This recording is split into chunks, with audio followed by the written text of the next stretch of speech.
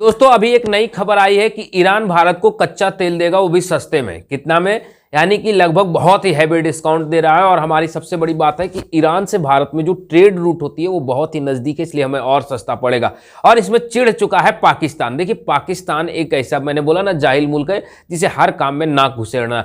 पाकिस्तानी लोग कह रहे हैं कि हमारी गाड़ियों में डीजल खड़े हैं लेकिन टैंके हैं, टैंकों में डलाने के लिए पेट्रोल नहीं है। यानी पाकिस्तान पास युद्ध लड़ने के लिए टैंक तो है पर उस टैंक को चलाने के लिए पेट्रोल नहीं है, तो वो पाकिस्तान आकर के भारत से लड़ेगा। टैंक चलने के काबिल नहीं है, तो आप कह रहे हैं की मूवमेंट के लिए मेरे पास डीजल नहीं है। तो खैर दोस्तों, हम आपको एक बात बता देते हैं कि ईरान देगा भारत को कच्चा तेल। क्या देगा? कच्चा तेल। और किस डिस्काउंट के ऊपर देगा?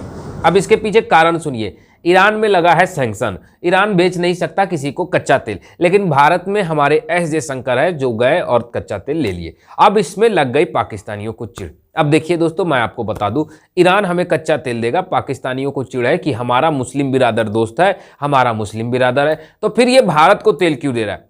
आखिर आप ही सोचिए कि वो दोनों तो मुसलमान हैं, फिर हमें क्यों दे रहा है? आप सोचिए दोस्तों कि ईरान और पाकिस्तान दुश्मन है, ये दोनों एक दूसरे के दुश्मन है और कट्टर दुश्मन है। उसके बाद आप सोच करके देखिए कि जब ईरान का समर्थक हुती, ईरान का समर्थक हमास, ईरान का समर्थक अमन के विद्रोही, ईरान का समर्थक जितने भी टेररिस्ट ग्रुप हैं, उन सबके सपोर्ट में अगर कोई कूदता है तो पाकिस्तान। आप बताइए, हमारा लड़ाई अमेरिका से है। अब अमेरिका का समर्थित जो आतंकवादी ग्रुप है उसके लिए अगर हम लड़ने जाएंगे दुनिया से, तो क्या दुनिया हमारा सपोर्ट करेगा?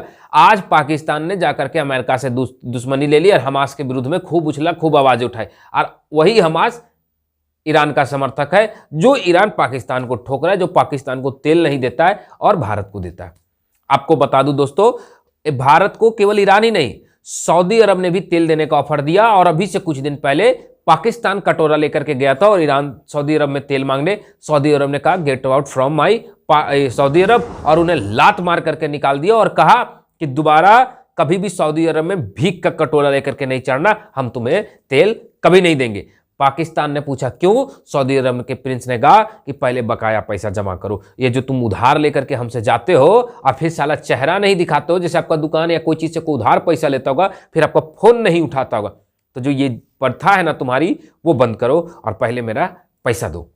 बस इसी चीज में पाकिस्तान को लात मार के, और वही चीज में पाकिस्तान चिढ़ा है कि हमें तो वो 90 दिन का, भारत को 60 दिन और 90 दिन का क्रेडिट पर तेल दे देता है, वही जब हम उसे 30 दिन के भी क्रेडिट पर तेल मांगते हैं तो हमसे नहीं देता है। तो भाई पाकिस्तान, पहले तुमको ये समझना होगा कि हम 90 दिन का ले या 60 दिन का क्रेडिट ले, लेकिन हम पैसे दे देते। तुम 30 दिन का क्रेडिट भी लेते हो या 100 दिन का भी लेते हो, तुम देते ही नहीं हो, केवल क्रेडिट लेते हो कि हाँ हम 60 दिन में बाद पैसा दे देंगे, 60 दिन में, लेकिन देते ही नहीं हो। हम देते हैं। और दोस्तों, केवल सऊदी अरब और यूएई ने इनको तेल देना ही बंद नहीं किया, पाकिस्तानियों को लात मार करके निकाली अपने देश से, बोला कि ये लोग भिखमंगे, हमारे यहां भीख मांगने आते हैं।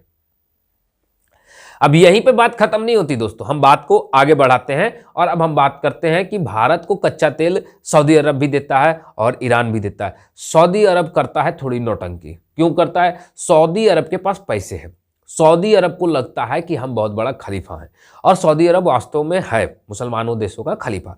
लेकिन जो ईरान है, ईरान भी अब इस चीज को धीरे धीरे समझने लगा है कि अगर हमें आगे बढ़ना है तो हमारे पास सबसे पहले होना चाहिए पैसा। लेकिन ईरान की सबसे बड़ी एक कमी है कि ईरान बेवकूफ़ी के कारण इस्लाम के नाम पर बिना कारण इजराइल और अमेरिका से दुश्मनी लेता है। बस ईरान की एक गलती है। आखिर मैं आपको बात पूछता हूं कि इस दुनिया में सबसे ज्यादा कट्टर मुस्लिम कहां के हैं? एक जवाब पाकिस्तान। पाकिस्तानी वाले इतने जाहिल होते हैं ना कि अपने बाप को भी गोली सिर्फ इसलिए मार देंगे जो क्योंकि अगर दुनिया में कोई ना मिले, अगर आज पता चल जाए कि 72 हूरों में से एक हूर अल्लाह बढ़ा देगा, अगर तुम अपनी बाप को गोली मार दो तो ये मुसलमान बाप को भी गोली मार देंगे, लेकिन अल्लाह से 73 हूर लिए बिना नहीं रहेंगे।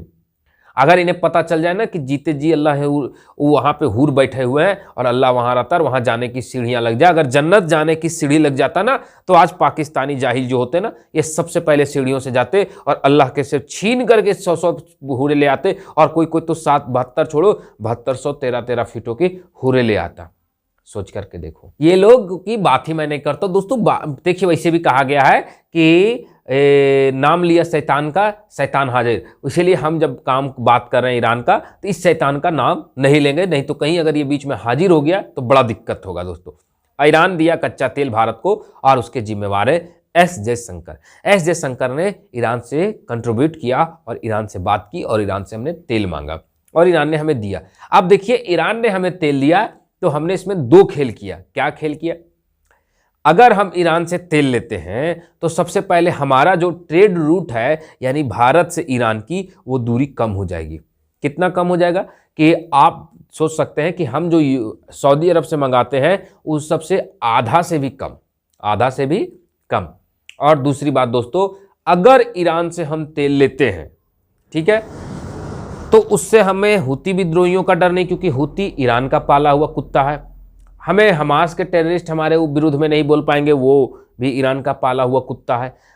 अमन के विद्रोही हो, चाहे हुती हो, चाहे हिजबुल्लाह हो, आने वाला समय में इंडियन आर्मी या इंडिया के विरुद्ध में एक टिप्पणी नहीं कर पाएगा, क्योंकि वो सब ईरान के कुत्ते हैं और ईरान हमारा ट्रेड पार्टनर होगा। अगर ईरान जान जाएगा, अगर ईरान को लगेगा कि ये साले जाहिल भारत को काटने चाह रहे हैं, तो ईरान उनका फन दबाएगा, क्योंकि भारत कह देगा भाई तुम्हारे आतंकवादी हम पर लड़ेंगे, हमारे जहाज़ों पर हमला करेंगे, हम तुम्हारा तेल नहीं लेंगे। ईरान फोन करेगा, बोलेगा अरे साले हरामखोर, हथियार पैसा देते हैं, उड़ो मत।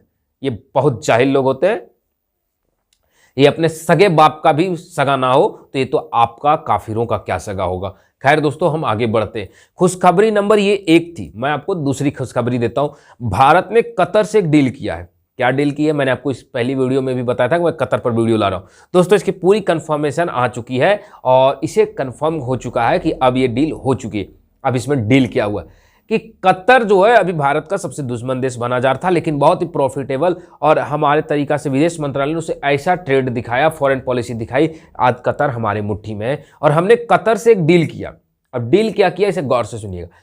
कतर से हमने डील की कि हम सन 2050 तक, अभी 2050 आने में बहुत देर, तब तक हम आपसे गैस लेंगे, आप हमें सस्ता गैस दीजिए। कतर ने एक सिग्नेचर किया और कहा कि हम दुनिया में जो तेल गैस बिकती है उससे डिस्काउंट रेट पर हम आपको गैस देंगे, आपको जितना गैस चाहिए और 2050 तक चाहिए। अब दोस्तों, हम उससे बिलियंस ऑफ डॉलर से लेंगे, यानी कि हम उतना का तेल ले लेंगे 1 से 2 सालों में जितनी पाकिस्तान की कुल अर्थव्यवस्था है। अब आप सोचिएगा कि हमने कतर से 2050 तक का डील क्यों किया, जबकि दुनिया इलेक्ट्रिसिटी पर आ रही है, तो हम इतना गैस यूज क्यों करेंगे। तो दोस्तों, फिर आप यहां गौर से समझिएगा। भारत में जो भी गैस बिजली बनती है वो कोयले से बनती है। किस चीज से बनती है? कोयले से। और दूसरा किस चीज से बनता है? डीजल से।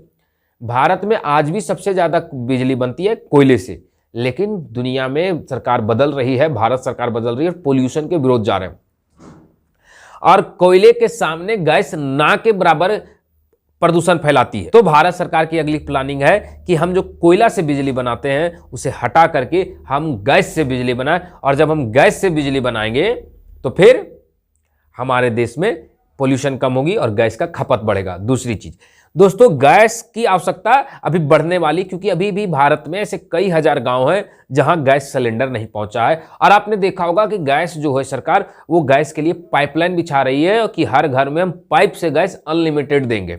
जितना 24 घंटा यूज करना है तुम 24 घंटा, शादी में यूज करना है शादी में उसी गैस से खाना बनाओ, कोई कॉमर्शियल गैस नहीं, जितना यूज करना है बिंदास करो, पैसा मीटर पर लगेगा।